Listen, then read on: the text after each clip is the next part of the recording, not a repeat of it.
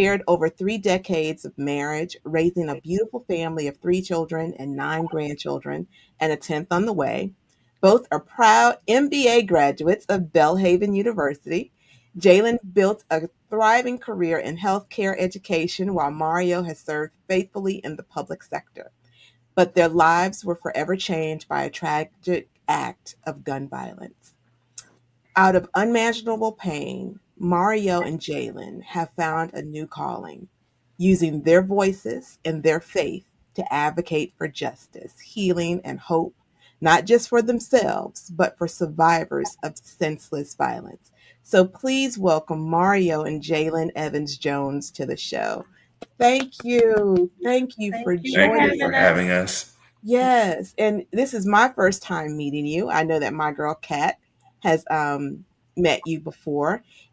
So you've been together 31 years. Can you, over 30 years, can you take us back to where it all began? How did you two meet? And how do you remember most of those early days? Uh, well, we met during Bayou Classic in New Orleans. Yeah, Oh, not the So Bayou Classic. I can't forget that because it's one of those times of the year that people from Louisiana, especially New Orleans, Mhm. uh, are there to celebrate the mm-hmm. classic between Southern and Grambling. Uh, Mhm.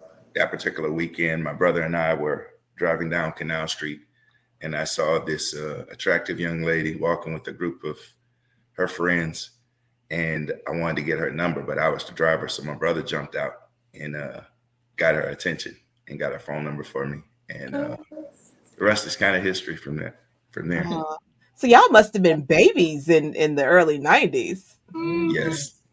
Look, look. Yes. Hey, No baby. clue. Ain't that how y'all say, baby? Because you look like you're about 34, 35 yourself, so y'all had to be babies. Thank you, thank you. And how do you so being married for 30 years, which is a beautiful accomplishment. What do you think has been the foundation of your relationship and the family? And how did you get to this longevity? I'll let Jalyne answer that one. Well, faith in God. Hey, hey. Literally, it's really what it is because that's a long time and Mhm. there's a lot of good, there's some bad, so really you just have to, you know where your strength comes from and have faith and trust in God because that's the only way.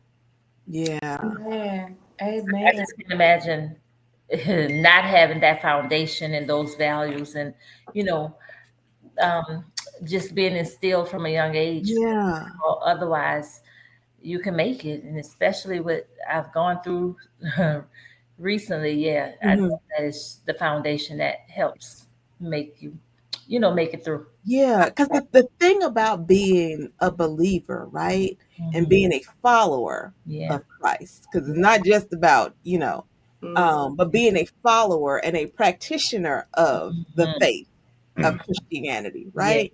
It doesn't mean that as Christians we're not going to go through things. Right. But when we're going through, we understand that He's guiding us through, that He is with us, He's comforting us, He's lifting us up because there's Yeah. going to be some nights, there's going to be some days where all you can do is cry. Yes.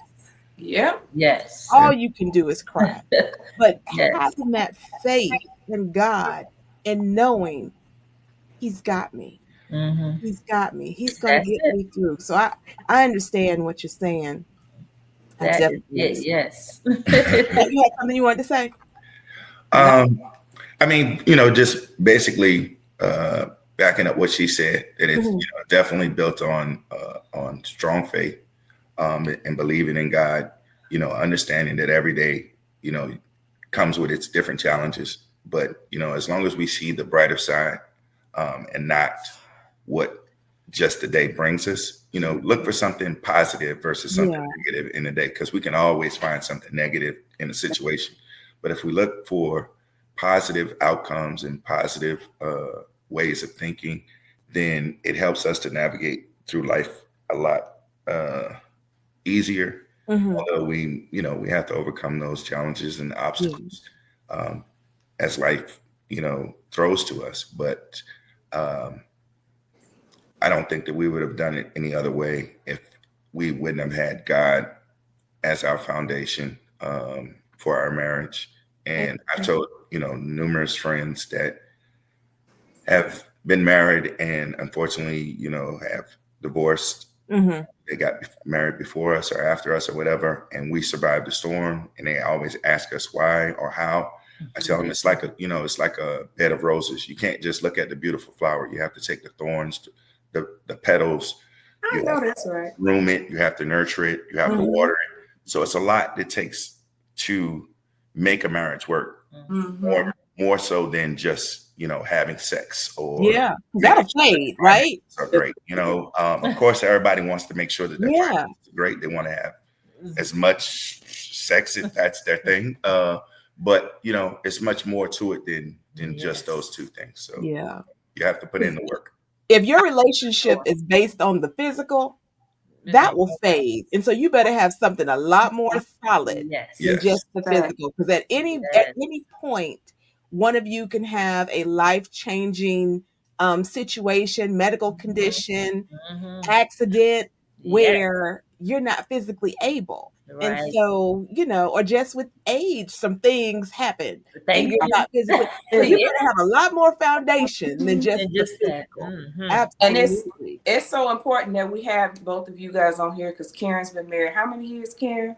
20, it'll be 24 Yep, this year yep. in Okay. October. Oh, Congratulations. Right, Thank yes. you. right. And I'm loving how we're taking this moment to uplift that because we had a previous show about what relationships should look like. So I'm so glad that you're able to pour into that and add to that conversation in a different show. In a different show, because we want to model what that looks like. People don't get to be married 60 or 70 years No. More. because you know what I'm saying, without a story to tell. Yeah. And I want to highlight what you said because I was at a worship service and like a study group with relationships, marriages, and it said to highlight the good things, like what you just said, Mario. Mm. You want to highlight the good things in Mhm. your spouse and not always harp on what's bad Yeah. because that will help strengthen that relationship. Because nobody wants to be around somebody that's constantly highlighting the things that are my shortcomings. You know Yeah. what I'm saying? And so that's good that you said that, and that's a very good takeaway for those of us trying to be married for to years. Now, if you divorced 9 times, how many does that count for me? You have not been divorced 9 times. Stop telling that tale.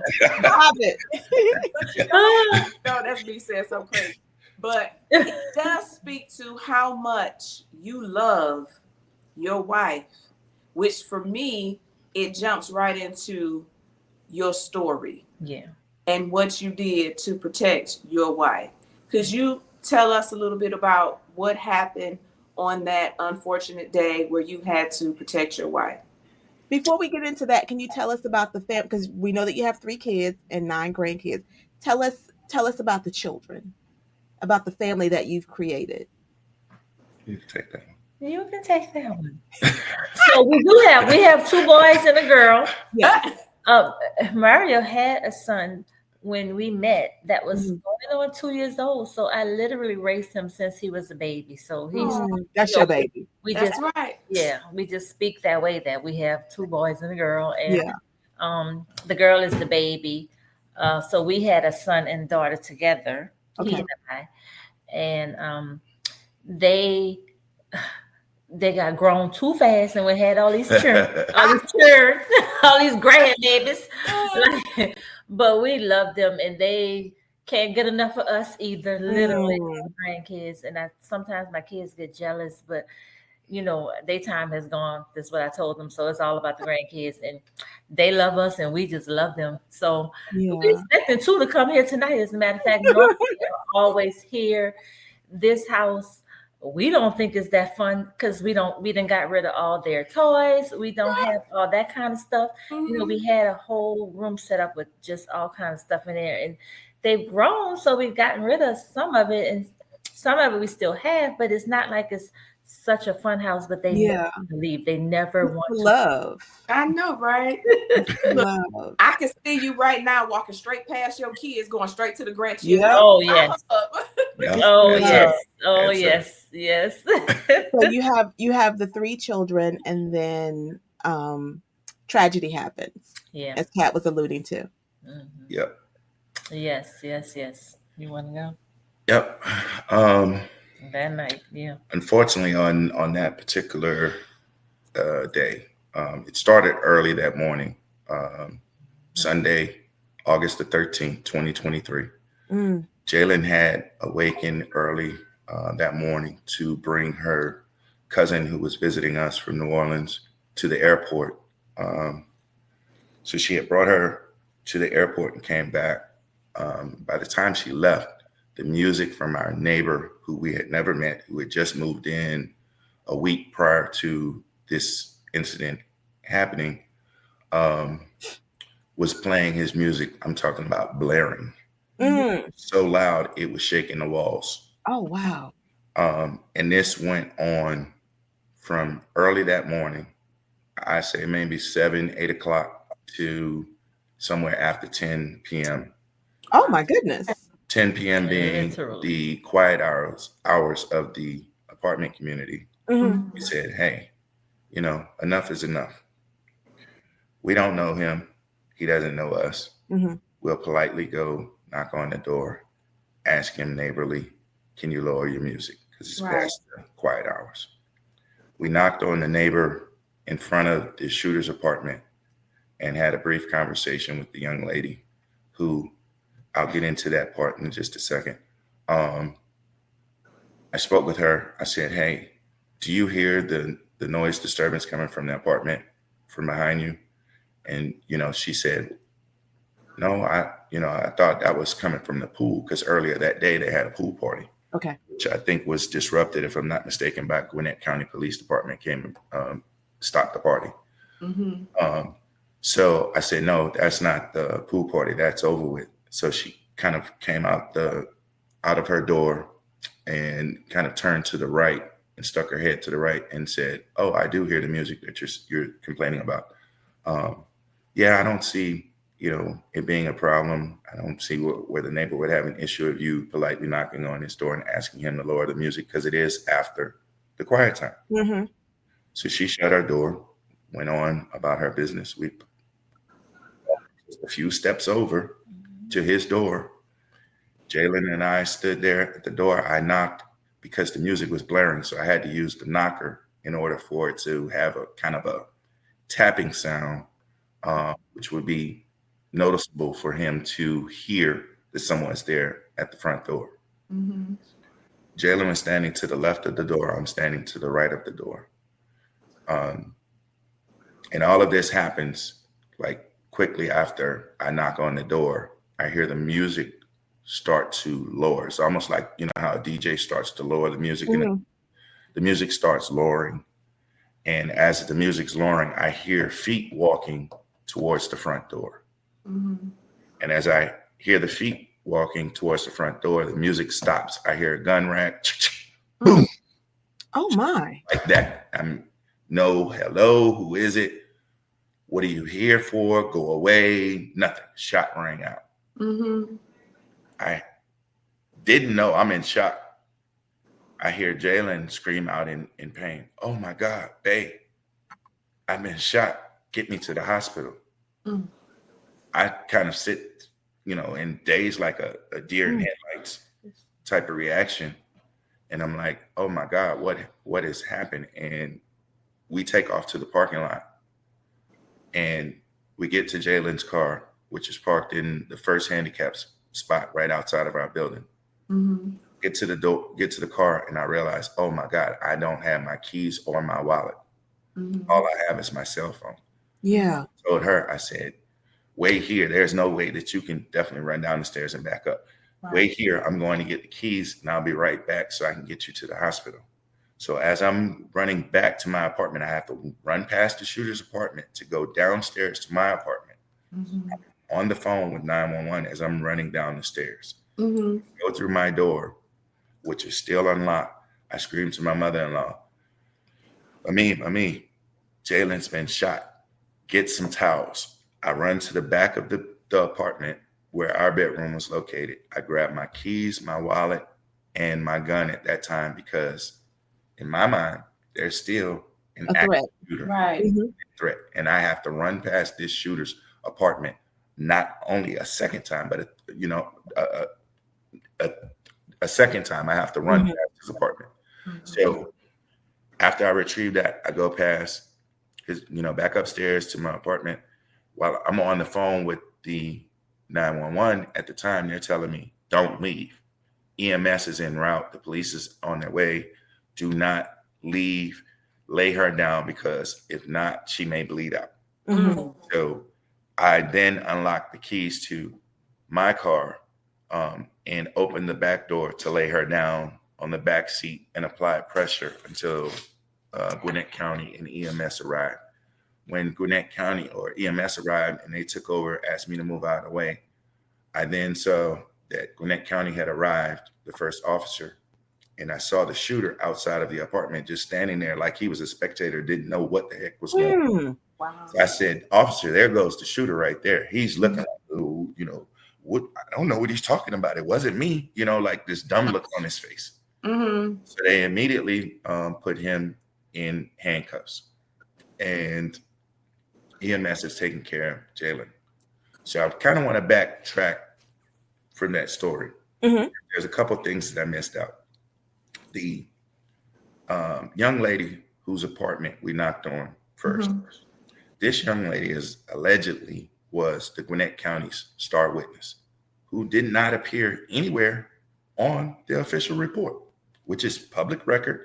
And I, you know, encourage anyone who's following this and has listened to this case, if you don't believe what I'm saying, go request the public records and look Mhm. at all of the information for yourself. You'll be able to see all of the facts about the case. Mm-hmm. Mm. Witness, the alleged star witness name does not appear anywhere on there. Mm-hmm.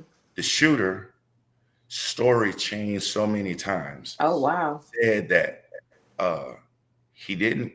He saw someone at the door with something black in their hand, and so he shot.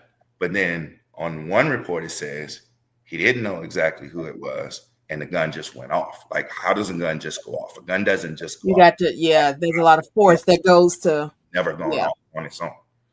Um, as well as the fact that all of the witnesses that do appear on the public records were all witnesses who were inside of the apartment. And if you look at their statements, they're all inconsistent.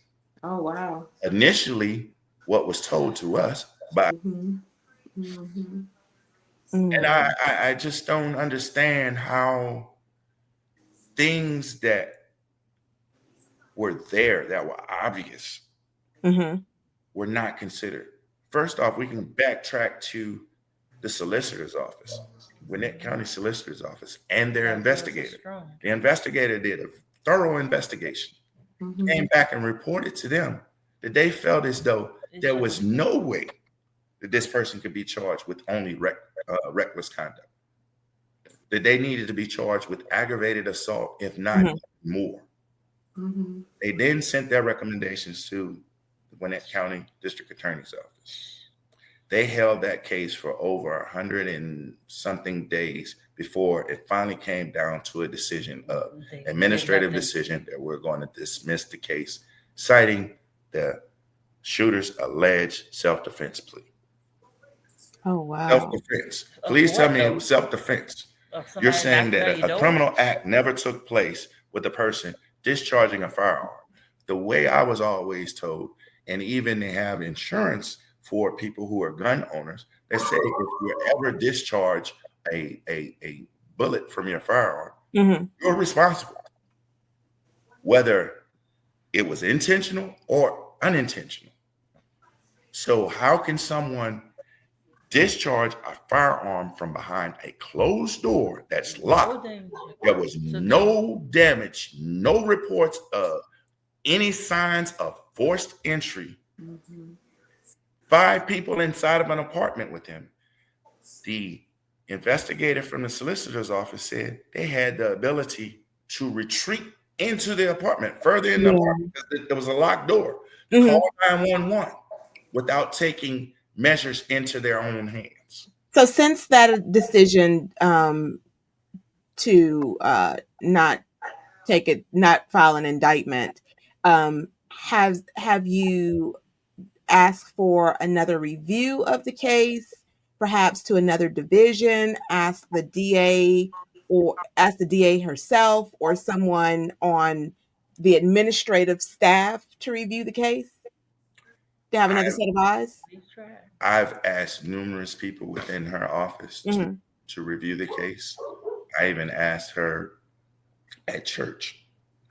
She happens to know the pastor at Hopewell Missionary Baptist Church. Hmm. The pastor formally introduced us to her one Sunday in the festival. We spoke with her briefly in reference to our request to have the case reopened or reviewed Hmm. by someone else.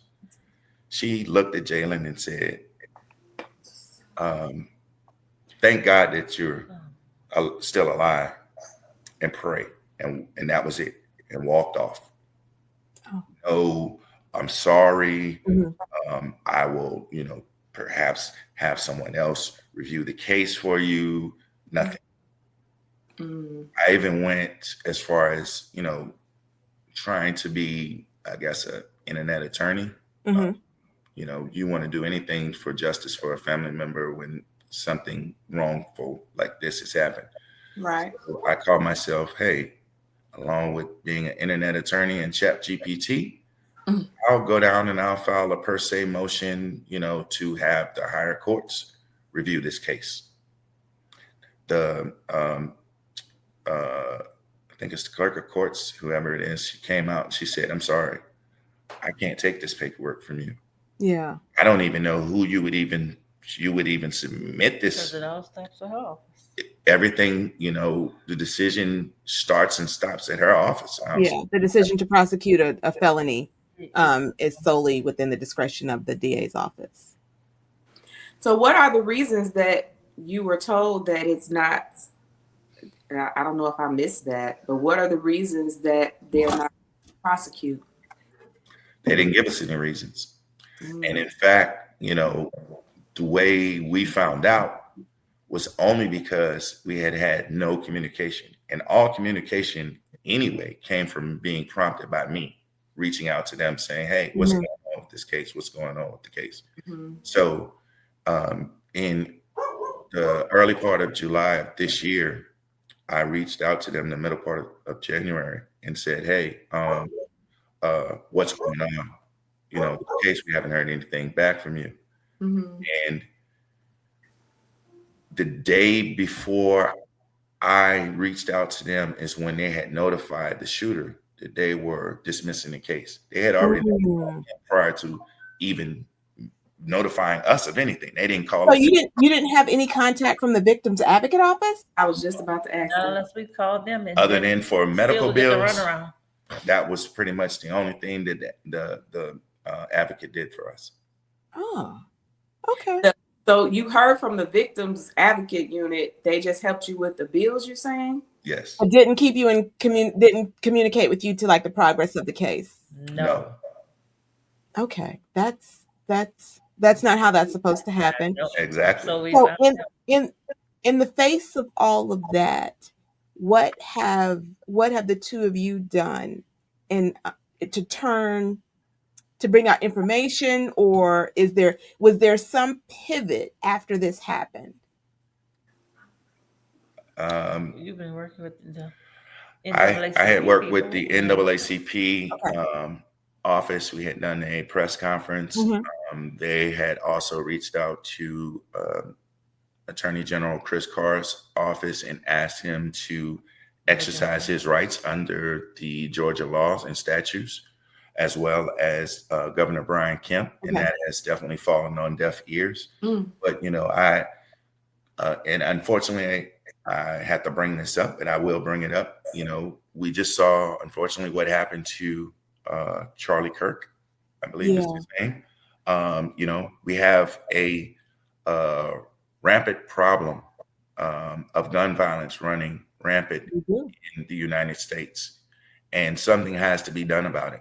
Yes. Unfortunately, when someone loses their lives, they get a lot more attention than the survivors. And Hmm. unfortunately, the survivors a lot of times are the ones who suffer the most. Had their life been cut short, then they wouldn't have to deal with the everyday struggles that Jalyne has had to deal with. Not being able to use her hand, struggling with the mental challenges that comes from that, knowing PTS. that she was completely self-sufficient and independent Hmm. at one point in Yeah. time. And now the simple things in life she's unable to do, and has to ask for assistance. So that in itself can be frustrating. So, I'm hoping that you know the platforms that we continue to speak on in reference to this, and put the word out about her story, that it won't fall on deaf ears, and someone will say, hey, you know what, he does have a point. We have to do something about the gun violence. We also have the story of the 11-year-old boy, I believe in Texas, who was doing the ding dong ditch. Mhm. And I said this prior to this even occurring. I said, Hmm. based off of her story, I said, if that was a kid that went knocking on the door and was shot because they went mistakenly to the wrong door or playing a game, and here the person shoots them and kills them, in this case, this shooter couldn't, because he chased them outside of his home and ran them down the street. So there Mm. was no way he could cry self-defense. But had he stayed in his home and shot the kid, the potential is there. It's plausible, you know, based off of the precedent that the Gwinnett County District Attorney's Office has now set, stating that, oh, it's okay to shoot someone blindly from behind a closed door and nothing will happen to you. Or what if it was a police officer serving a warrant? Mm. Exactly. Yeah. Yeah, I mean, Mm. and we definitely are against all violence. No one should Absolutely. ever use a weapon or physical type of any violence, and a gun is the extreme, and there's no return from that. Yeah. I do want to say thank God that you are Yes. still with us, Thank and I God. am so sorry that you and your family uh, have experienced this.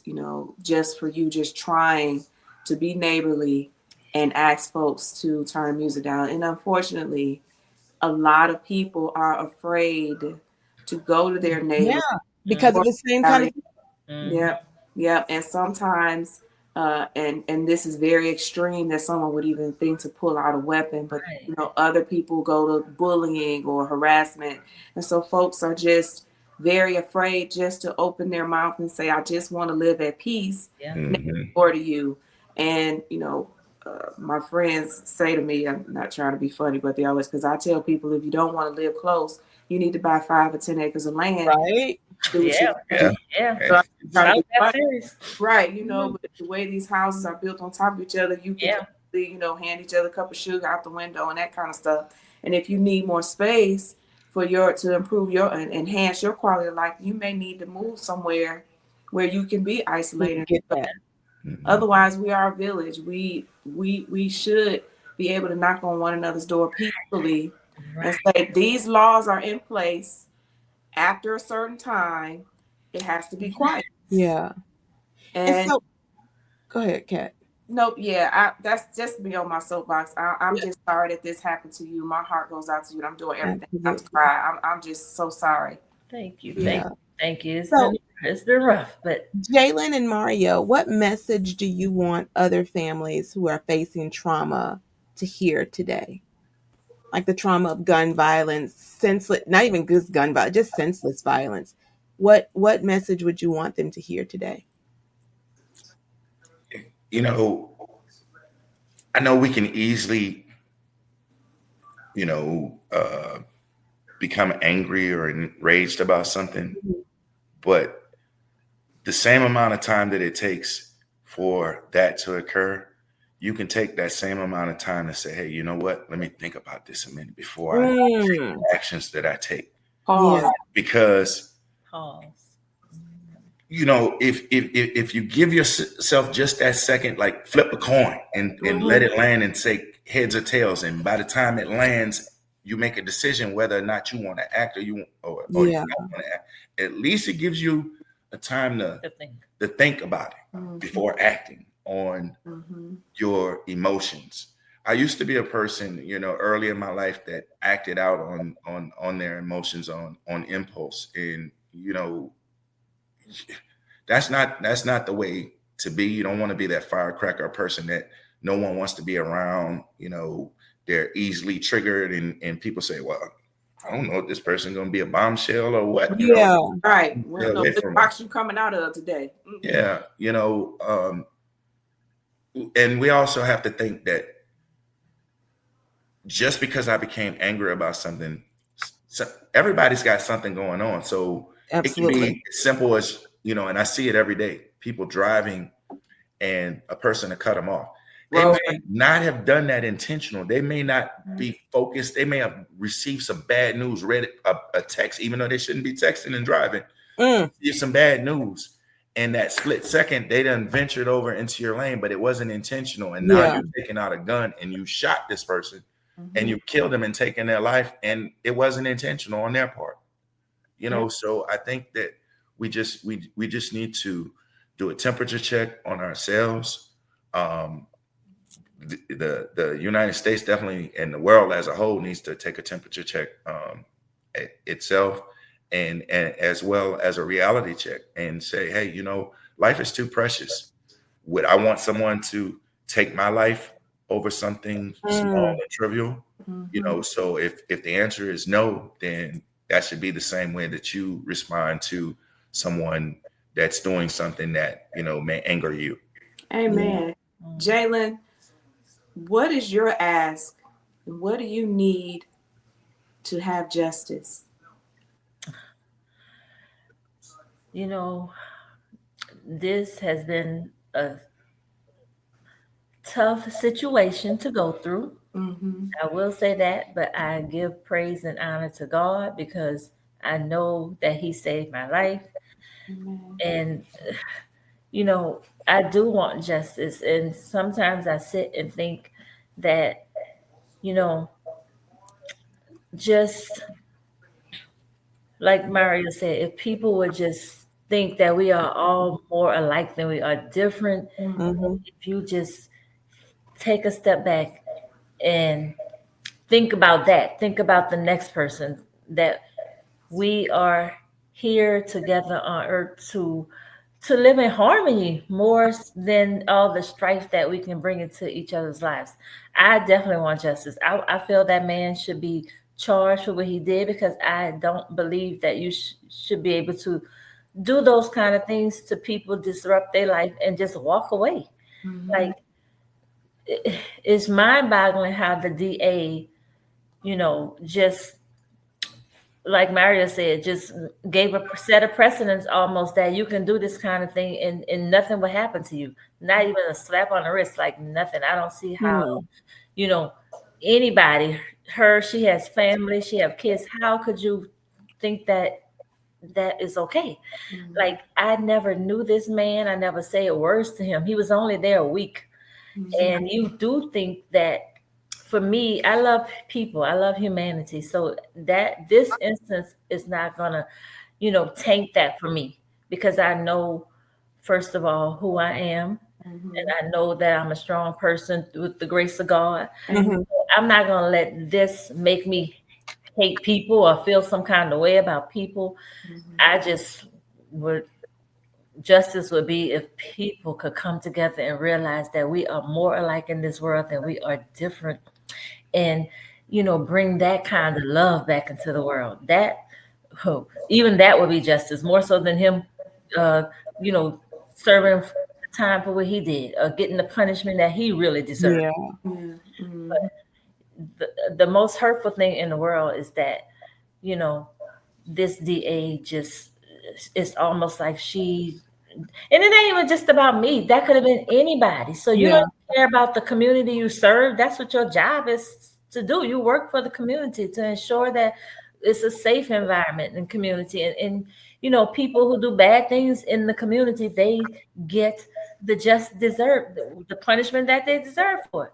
But that is not what happened here, and that is what is so frustrating and sad and hurtful and all those things. But the one thing that gives me hope is that I I know the Lord. He Right. saved me. I'm happy to be here. I'm grateful and I'm thankful for that. Yes. And so that's That's the lesson in all of this is your yes, faith has yes. kept you strong. And um Kat, I'll let you ask your question. I know. Look, you see it all over my face. It's just really a statement, actually.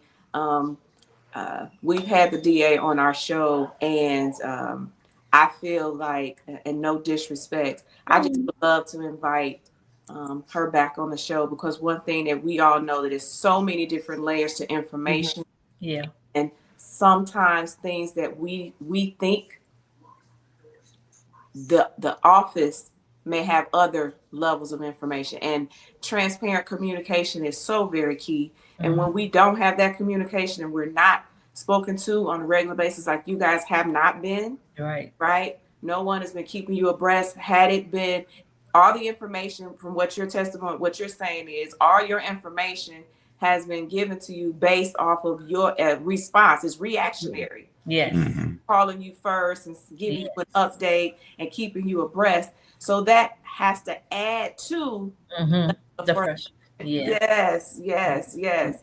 And so, with that being said, I pray that the powers that be, that you guys get the support that you need, and the answers Hmm. that you need, and the justice that you deserve, and that will come in the coming months, because I know this has been a long journey for you both. Thank Yeah. you. Yes, Yes, thank yes, you. yes. Thank you. Yes. And I'm thank you for sharing your story. Yeah. Oh, Thank you for yes. having us. Yeah. Yes. And Kat, you didn't ask the question. I thought you were going to ask Oh what yeah, your I am going. I'm going. Oh, look, girl, I'm so interested. They in their story. We always try to eliminate the stigma with mental health, Hmm. and I know everything that you guys have been going through. What have been your go-to tools to help you navigate through this and take care of your mental wellness? Uh, Therapy. Mm, Therapy. We've done therapy together. We've done it separate. Mhm. And really, I've joined prayer groups and Bible study classes, just to, strengthen the foundation. And because definitely the I think that was the hardest part for me, even more so than the pain that I went through, with the gunshot in my hand and all that. The hardest part was not being able to do for myself. mm, Uh, that is so hard, and just knowing the simple things you take for granted in life that you cannot do anymore was mm, so hard for me. Um, so yeah, mentally, you know, it was. I'm an advocate for mental health for sure, mhm, and even with that, I almost was like, I just want to pray. I don't want to talk about it because for the mm, longest time talking about it was just too overwhelming. I could not. I mean, I cried. I know for at least a year and a half, literally mm, almost every mm. day. So yeah, mental health is real. And one thing it really helped me to understand how real it is and how people, can really, yeah, just lose it. I think I didn't know how serious like depression, and you hear about it, and when it doesn't affect you, you don't look at it as seriously Body like that. as Mm, you Yeah. really, yes. So it helped me to definitely get a better understanding for that. yeah. And in therapy, like I said, and just having people who I can talk to and pray for me helped a lot, I know. Yes. Absolutely. Well, Thank thank you. you. Kat, did you have something else? No, I just want to say thank you for sharing that, because that's so important. Yeah. You and your family sought therapy, and I love that you said you both went individually Hmm. and you went together. Yeah.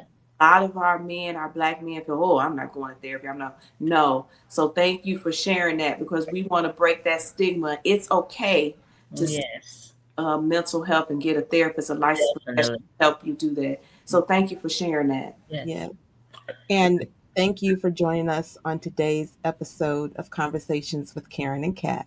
Well, we are impacting the world one conversation at a time.